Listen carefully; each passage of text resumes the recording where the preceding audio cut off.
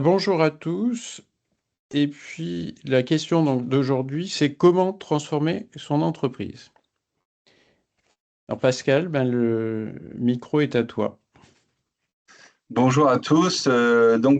Comment transformer son entreprise? Alors aujourd'hui, on va essayer d'illustrer une transformation au travers d'un cas où on va dire ça s'est pas forcément super bien passé. Alors c'est le cas en fait, c'est le cas d'une division d'un équipementier automobile de rang 2 qui fait à peu près 100 millions d'euros de chiffre d'affaires. C'était à peu près 10 millions de moteurs par an, puisque c'est un équipementier qui fait des moteurs électriques, et qui est, on va dire, la division du numéro un mondial des moteurs électriques qui fait 10 milliards de chiffre d'affaires. Alors, cette division, elle a deux gammes de moteurs électriques à balai, de 100 à 600 watts pour le refroidissement automobile. Donc, une gamme qu'ils appellent le 10C et une autre gamme qu'ils appellent le 11TA. Alors, la division espagnole, qui est un équipementier automobile de rang 2, a été acquise elle a été acquise à un équipementier automobile français de rang 1 par une société japonaise. Et la fusion a été problématique en termes de stratégie et de développement de produits. La division est le best in class financièrement. Elle est très profitable. La division espagnole cherche à développer une nouvelle gamme de produits innovantes pour diversifier sa gamme de produits vieillissantes. Elle cherche à contourner le diktat des équipementiers automobiles de rang 1 qui freinent son développement et elle cherche à élargir sa couverture géographique.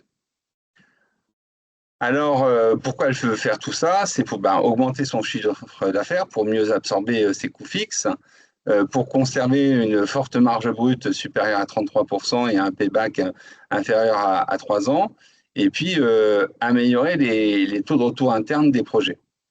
Alors, la division a les moyens de se développer sans l'aide du groupe, tellement elle est financièrement, elle est en bonne santé. Quant au groupe japonais, hein, son plan stratégique, hein, c'est d'être le numéro un mondial, ils le sont déjà, hein, mais c'est de conserver leur place de numéro un mondial du moteur électrique. Et ils ont d'ailleurs une très forte culture du développement projet, donc on va dire le toyotisme. Ils ont des gammes de produits un peu dans tous les secteurs, aussi bien dans l'électroménager que de l'automobile, les trains, les machines, les équipements, les moteurs pour tout ce qui est appareil médical et ainsi de suite et autres. Et donc l'automobile ne représente finalement que 21,8% pour eux de ces 10 milliards d'euros de chiffre d'affaires. Et donc dans ces 21,8%, on va dire il n'y a que 4% qui, on va dire, pour l'activité qui nous intéresse, ce qu'on appelle airflow, refroidissement moteur. Et donc, dans l'automobile, ils ont des clients de toutes les marques et ils fabriquent des moteurs pour toutes les applications dans l'automobile, presque toutes. Et quant aux dirigeants, c'est Monsieur Nagamori qui pilote ça d'une main de maître, puisqu'en fait, c'est le fondateur de la société qui a fait sa fortune dans les moteurs sans balai de courant alternatif pour les alimentations d'ordinateurs fixes et portables. Alors, la division, elle est contrainte par le groupe japonais. Hein, et en fait, le siège impose à sa division de rester dans le secteur automobile, hein, et tout particulièrement dans celui du refroidissement, et d'avoir une marge brute de 33% et un payback inférieur à 3 ans pour tous les projets qui viendraient à développer. Alors, pour se transformer en prenant bien sûr le moins de risques, hein, c'est ça bien sûr le but, c'est pour ça qu'il donne cette guidance. Hein. Donc, même secteur, donc mêmes attentes, mêmes exigences, donc moins de résistance des clients. Telle est la logique en fait. Alors, pourquoi hein, restreindre, on va dire, la division? Parce qu'il y a d'autres divisions du groupe qui développent et industrialisent des moteurs électriques de presque tout type, pour presque toutes les applications, et notamment pour les véhicules électriques, les électroménagers, les trains, et ainsi de suite. Donc, en fait, on a vraiment un management qui est vraiment un management top-down sur le sujet. on va dire, de la transformation produit. Alors, tous les cadres dirigeants et ayant un rôle dans la transformation de la division se réunissent. Et en fait, ils vont avoir deux idées. Donc, la première, c'est celle de faire des moteurs sans balai, ce qu'on appelle des brushless pour courant continu, parce que dans l'automobile, c'est du courant continu, avec une gamme qui va de 300 à 1500 watts. Et la deuxième idée, c'est de faire des groupes moto-ventilés pour devenir fournisseur de rang 1 et donc finalement avoir dans le refroidissement aussi bien les moteurs à balai qui sont leurs vaches à lait, les moteurs sans balai qui sont qui ont des très bons rendements et donc qui s'adaptent très bien pour les véhicules électriques notamment. Et puis les fan systems pour vraiment simplifier la conception pour les constructeurs automobiles. Alors, en fait, on trouve donc une équipe de développement avec un enthousiasme qui est plutôt pros, on va dire, hein, des gens qui sont très enthousiastes, hein, puisqu'en fait, la gamme de moteurs sans balai, c'est complètement logique, hein. Ça fait suite à la gamme de moteurs avec balai. Ça permet de contrer la concurrence qui a déjà développé ce type de moteur pour partie. Et puis, on reste dans le refroidissement automobile. Et puis, pour les groupes motoventilés, c'est aussi une suite logique pour devenir un équipementier de rang 1, de capturer de la valeur, de s'infédéraliser de certains de leurs clients qui sont un peu des spots et qui un peu leur écrasent, on va dire, les prix, quoi. Et puis surtout, en fait, ça permet de respecter le plan stratégique du siège. Ceux qui sont contre, il y en a très très peu. En fait, ils trouvent qu'il y a peu de légitimité auprès des constructeurs automobiles et pas d'expérience pour gérer des constructeurs automobiles, qui sont actuellement des gens de rang 2. Il y a donc aussi un risque de rentrer en concurrence avec les clients équipementiers que la division a. Et puis, il n'y a pas d'expérience dans les systèmes de refroidissement, tout ce qui est aérolique, bruit, injection, plastique, et ainsi de suite. Donc, en fait, il est pris la décision de créer une équipe avec les ultra pros. Donc, on sélectionne que les gens qui sont très motivés par le projet pour lancer un projet donc innovant, hein, une gamme de moteurs et des fan systems. Et en plus, on vient à obtenir une affaire sur l'Alpine A110. Et c'est à ce moment-là que donc, moi, j'arrive en fait. En fait, j'avais de l'expérience dans le domaine en tant que chef de projet. Et puis, donc, du coup, on fait ce projet qui dure 3 ans. Et donc, les résultats donc, du projet, c'est on développe les produits. Hein, c'est-à-dire qu'on conçoit et on fabrique les groupes motoventilés, on conçoit et on fabrique les moteurs sans balai, on conçoit la carte électronique et on se la fait fournir. On développe tous les moyens R&D qui sont liés, on va dire, au design, au calcul de tout ce qui est le airflow, des sujets de l'injection plastique, hein, la simulation d'injection plastique, tout ce qui est, on va dire, analyse structurelle. On développe aussi des moyens laboratoires avec un wind tunnel, aussi des laboratoires de mesure acoustique, ainsi de suite et autres. On développe les moyens industriels, c'est-à-dire des lignes de production, les moules, les mains de préemption, enfin tout dans le détail. Et puis au niveau de la supply chain, on sélectionne 43 fournisseurs avec des gens très spécialisés dans l'électronique comme IMI ou alors dans le plastique comme Orbelan, puisqu'ils vont nous fournir les hélices et la buse, le convecteur. On développe des moyens logistiques, on organise donc le milk run. Et puis, en termes de qualité, les échantillons initiaux, ils sont acceptés dès la première présentation. Et maintenant, on peut dire que ce projet, il est fini puisque la production de l'Alpine, elle est terminée. Et je suis toujours en contact avec certains de mes collègues, mes anciens collègues. Et il y a eu en 8 ans 0 ppm fin de ligne. Il y a eu 0 ppm retour usine client et il y a eu 0 ppm retour consommateur. À tel point qu'on pourrait se demander s'il n'y a pas eu de la surqualité et donc on n'aurait pas pu améliorer les marges.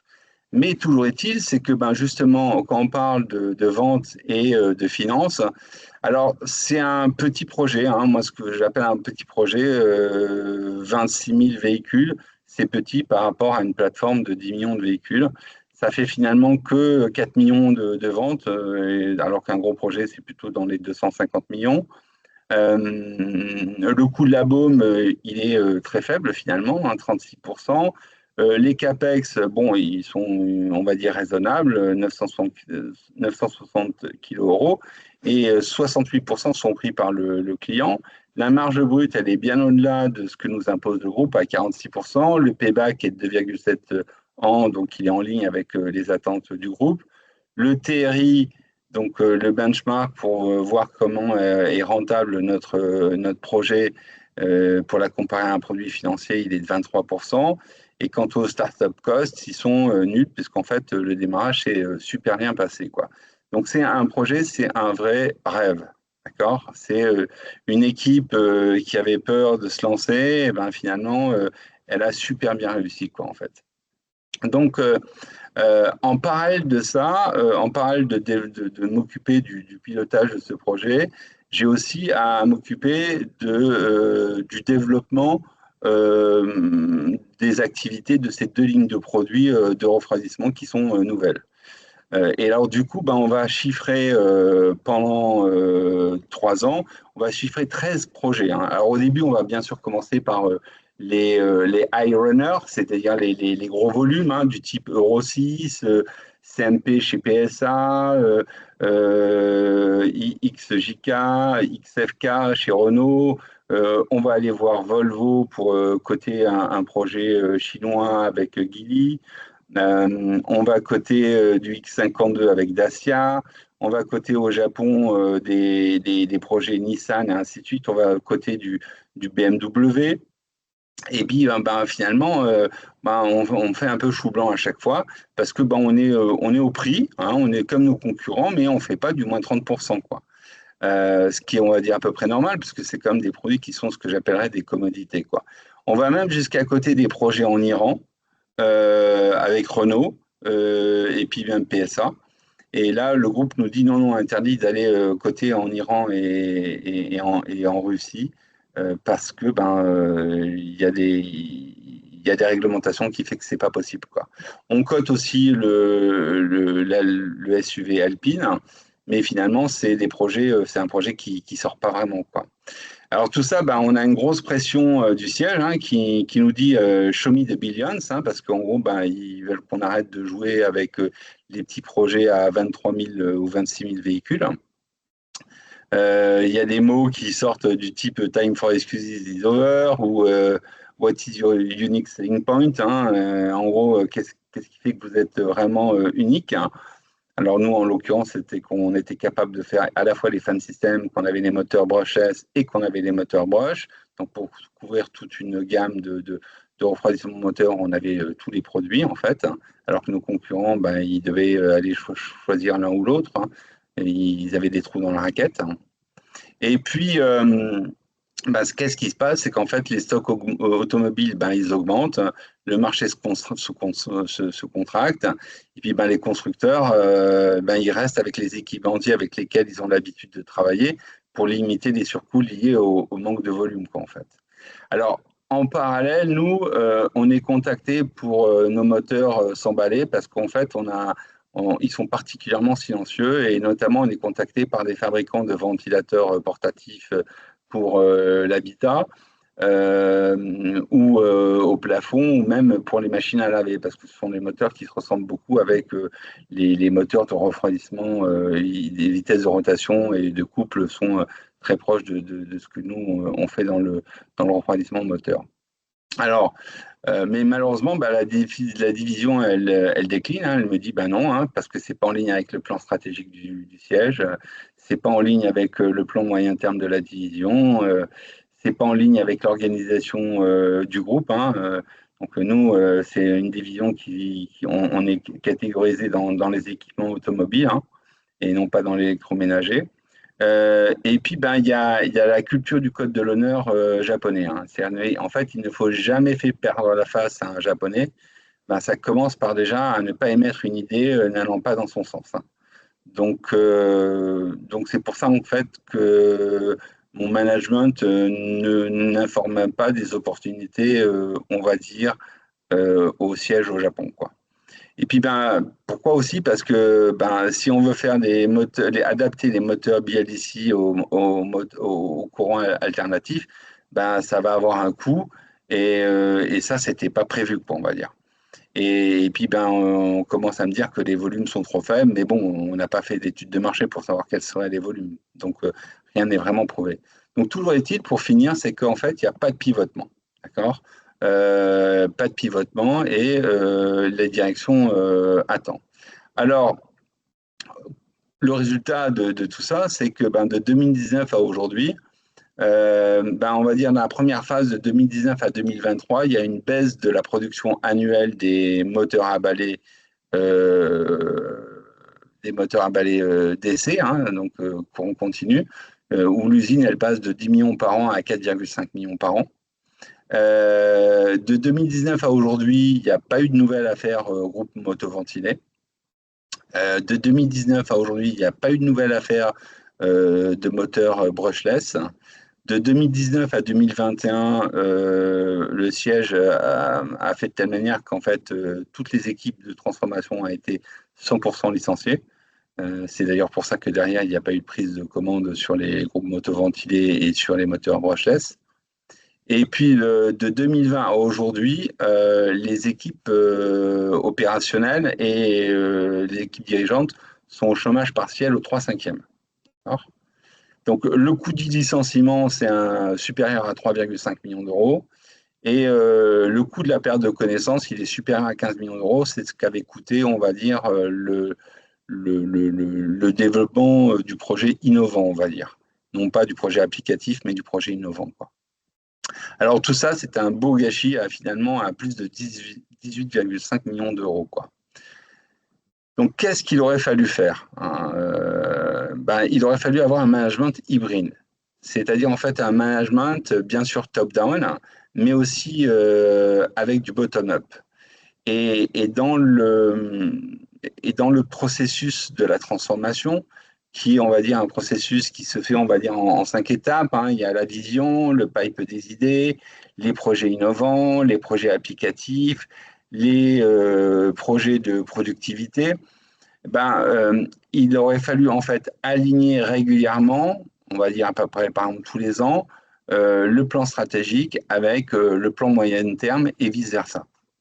Et comment on aurait dû le faire? C'était en suivant le taux de succès d'acquisition de business et faire remonter l'information. C'est-à-dire qu'en fait, il aurait fallu accepter les boucles de contre-réaction, quoi. Donc avoir en fait une possibilité de faire du bottom-up.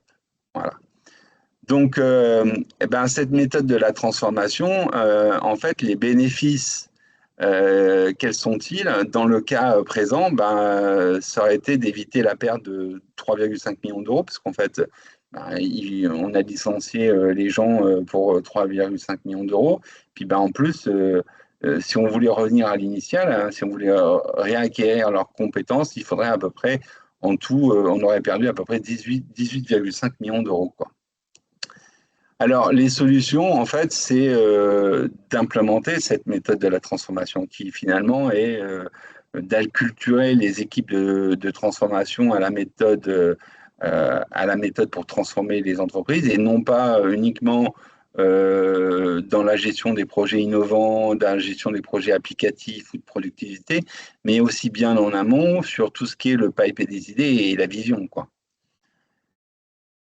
Alors, comment ça se fait? Ben, ça se fait au travers de formations, hein, à la charte de développement. C'est un guide qui est adapté à la taille de l'entreprise, à son ADN technologique, qui amène les équipes à réaliser des études avec des délivrables pour passer des jalons et engager des ressources pour la suite du développement. Ah, sinon, en fait, ben, c'est no go et on arrête les frais, en fait. Et puis, des formations pour ben, savoir créer une entreprise qui est une entreprise, savoir créer une équipe projet et notamment avoir de la cohésion, avoir les compétences et de la polyvalence. C'est faire des formations au rituel, hein. Par exemple, des rencontres régulières à fréquence déterminée ou avec la direction en fonction de l'état d'avancement des projets. Mais ça peut être aussi dans le cadre des exemples, de l'exemple d'avant, c'est faire que les équipes japonaises et espagnoles communiquent de manière plus fréquente, en fait. Bien sûr, il faut passer par une formation au tableau de bord de transformation. C'est bien choisir ses KPI, ses synthèses de business plan, les KPI qui sont liés au planning, les points durs comme les qualités, la ressource. Et là, typiquement, ce qu'il aurait fallu faire remonter, c'est typiquement le KPI lié au taux de succès des affaires, hein, qui, en règle générale, dans l'automobile, il faut compter 20-25%, quoi. Et du proche de 0%, c'est pas normal, en fait. Quant à la boîte à outils, il faut former les gens aux boîtes à outils, hein. C'est tout ce qui est pour développer des projets, c'est tout ce qui est analyse fonctionnelle, AMDEC. Alors, dans notre groupe, il y a des gens qui sont spécialisés là-dedans. Donc, ils peuvent vous aider si nécessaire. Et puis, il y a donc ensuite, il faut en parallèle se faire accompagner sur l'implémentation du projet de transformation, en fait. Alors, si on veut parler maintenant ROI, là, dans ce cas-là, si on regarde le bénéfice net sur 20 ans, si on n'avait pas arrêté les lignes de production, si on regarde, on le divise par le coût de l'accompagnement et le coût du pivotement, c'est-à-dire finalement le coût de l'adaptation des moteurs DC en moteurs AC, on peut estimer que c'était une ligne de production qui était capable de faire 5 millions de moteurs par an. Si on fait une marge nette de 1 euro par moteur et qu'on fait on fait ça sur 20 ans, bon, les lignes de production, elles durent beaucoup plus de 20 ans, hein. Elles sont amorties sur 8 ans, mais celles qu'on a, elles allaient entre 30 et 50 ans, hein, celles pour les moteurs à balai. Donc, toujours est-il, c'est que en gros, ça nous fait, on va dire, un bénéfice de 100 millions d'euros et d'un autre côté, on doit dépenser 8,6 millions d'euros, ce qui nous fait un ROI supérieur à 1000%, quoi. Donc, c'était, à mon avis, un beau gâchis de ne pas avoir fait ce pivotement, quoi. Donc, en fait, si vous voulez plus d'infos sur la transformation, moi, je vous propose éventuellement d'aller sur la chaîne Meta Industrie, une chaîne YouTube sur laquelle j'explique un petit peu plus tout ce qu'est la transformation. Et puis, c'est aussi de suivre les rendez-vous industriels des entrepreneurs et donc de vous abonner, on va dire, à la chaîne des entrepreneurs, et notamment pour en savoir plus sur les rendez-vous industriels, sur Entrepreneur Solutions, sur Top Boss. Et du coup, d'ailleurs, par ailleurs, j'en profite pour remercier le fondateur des entrepreneurs, Christophe Faury. Ben, Voilà, merci. j'espère que ça vous a intéressé. Alors, donc il nous reste, tu as pris un peu de temps, donc il nous reste que 5 minutes, donc je vais poser des petites questions simplement. Euh, En fait, ça, c'est quand même une grande entreprise, donc qu'est-ce qu'on en retient pour la PME? Est-ce que le même type de problème peut se poser à la PME et est-ce que le même type de solution s'applique? Alors, en effet, c'est pas une exception. C'est pas uniquement les grands groupes, hein, qui rencontrent ce type de problème. Et oui, les ETI et les PME peuvent rencontrer le même type de problème. En fait, dans les grands groupes, il peut y avoir tellement de strates hiérarchiques que l'information, filtrage après filtrage, ne passe pas bien, en fait. Et quant aux ETI et aux PME, si vous avez des patrons qui se sentent isolés, c'est bien la preuve qu'il y a un souci de communication là encore. En fait, c'est le même souci, hein. C'est souci de communication, c'est savoir écouter les équipes, ne pas les blâmer, stimuler la remontée d'informations. En fait, c'est le bottom-up. D'accord? D'accord. Donc, et alors justement, ce bottom-up, est-ce qu'il est facile à organiser? Alors, on a vu la méthode tout à l'heure, mais est-ce que cette méthode, finalement, une PME est capable de la mettre en place? Alors, alors, le directeur général, en fait, le plus souvent, c'est une personne qui est ultra motivée, en fait, hein, avec un fort caractère, qui en a vu d'autres et qui est un vrai battant, hein. Cet état d'esprit l'amène à être un leader, une personne qui ouvre la voie, qui donne l'exemple et aussi qui porte le fardeau, hein, car bah, il est très proche des gens et des opérations au jour le jour, hein. Et en fait, il en oublie son rôle de stratège. Bon. Ainsi, dans le cadre d'une transformation d'entreprise, le DG, il a intérêt à se poser comme un maître d'ouvrage, c'est-à-dire en client de ses équipes. Il doit dessiner le cadre de réflexion qui amènera l'entreprise à se transformer harmonieusement. Et le DG, il va identifier et nommer un responsable de la transformation, membre du CODIR ou une ressource externe. C'est cette personne qui est le maître d'ouvrage de la transformation et pas le maître il est maître d'œuvre et non pas le maître d'ouvrage, quoi. Donc, dans ce cadre de réflexion, le DG il doit écouter toutes les remontées d'informations, à commencer par celles de ses équipes. Mais aussi, Ah, lorsqu'il arrive de rencontrer les clients, les fournisseurs, qui participent à des manifestations business, des salons thématiques ou des rencontres entrepreneuriales, quoi, en fait. alors justement, tu parles de cadre. C'est quoi ce cadre? C'est Alors, le compliqué, cadre de oui. réflexion, c'est en fait, c'est mettre en place un système de règles, des méthodes, des outils qui amènent naturellement les membres de l'équipe de transformation à partager les soucis à se transformer, à les amener à avoir les réflexes pour trouver les solutions pour se transformer. C'est d'ailleurs le but de ma chaîne YouTube Méta Industrie, hein. Méta comme métamorphose et industrie en français, car je milite pour une nouvelle industrie française avec de nouveaux modèles d'affaires. D'accord. Alors justement, pratiquement, une dernière petite question. Comment on fait en pratique? Parce que c'est bien les systèmes et ainsi de suite, mais ça fait un peu théorique quand même. Donc, comment, est-ce que tu as un exemple concret de ce cadre-là? Ouais, alors en fait, ce qu'il faut, dans le cas précédent, on va dire ce qu'il faut, c'est que l'équipe de transformation, elle ait une vision, d'accord? Elle doit comprendre l'environnement dans lequel elle est, hein. Non seulement ses clients, hein, au jour le jour, ou ses fournisseurs, tous les acteurs qu'elle peut côtoyer, mais il faut qu'elle comprenne les évolutions du monde.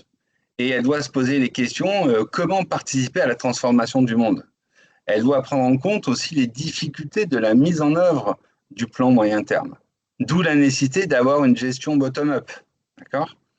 Suite à ces D'accord. réflexions individuelles et de groupe, hein, le DG, comme maître d'ouvrage, il rédige tous les ans une synthèse. On appelle ça le plan stratégique, qui donne les grands axes, les secteurs à viser, les technologies, les sociétés, les groupes normatifs, les zones géographiques, les événements politiques à surveiller. C'est un plan qui voit 3 fois plus loin que le plan moyen terme. Par contre, le plan stratégique n'est pas un plan qui est chiffré. D'accord? Il donne des grandes orientations, en fait. Euh, Ensuite, l'équipe de transformation, elle entame l'étape du pipe des idées, qui est pilotée par le maître d'œuvre de la transformation, généralement le directeur des projets. Cette équipe, elle doit générer des idées business, des idées de nouveaux produits ou de nouveaux services, voire même de nouveaux modèles d'affaires, respectant les directions du plan stratégique.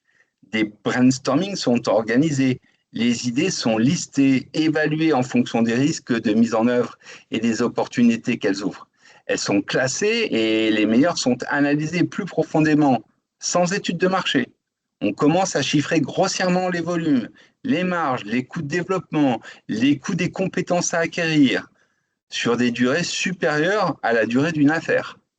On classe à nouveau et on filtre les meilleurs sur lesquels on lance un projet innovant. Alors, le plan moyen terme, il doit prendre en compte les difficultés rencontrées des études de marché, des projets innovants effectués l'année précédente pour actualiser le plan moyen terme. Et il doit aussi prendre en compte le taux de succès des prises de commandes. d'accord, des projets d'application. D'où là encore la nécessité d'une gestion bottom-up. Donc en fait, le plan moyen terme, c'est en fait une synthèse chiffrée qui documente la transformation et donne les recommandations au directeur général pour entamer une prochaine mise à jour du plan stratégique. Voilà, c'est ça en gros. Donc à l'issue du plan moyen terme, le directeur général et le directeur de la transformation, ils décident des projets innovants à lancer. Et ensuite, on commence tout particulièrement par une étude de marché. Et c'est un des délivrables fondamentaux de la première phase de faisabilité pour lancer des projets innovants. Et donc, c'est comme ça qu'on passe aux différentes étapes aval, qui sont donc les projets innovants, et puis ensuite les projets applicatifs et les projets de productivité, quoi. D'accord. Voilà. Bon, ben merci beaucoup. Donc, on va rester là. Donc, c'est très clair tout ça. Donc, à bientôt. Voilà, à la Très bien. prochaine. Eh bien, je vous remercie beaucoup. Allez, belle Merci journée, au revoir. beaucoup. Allez, au revoir.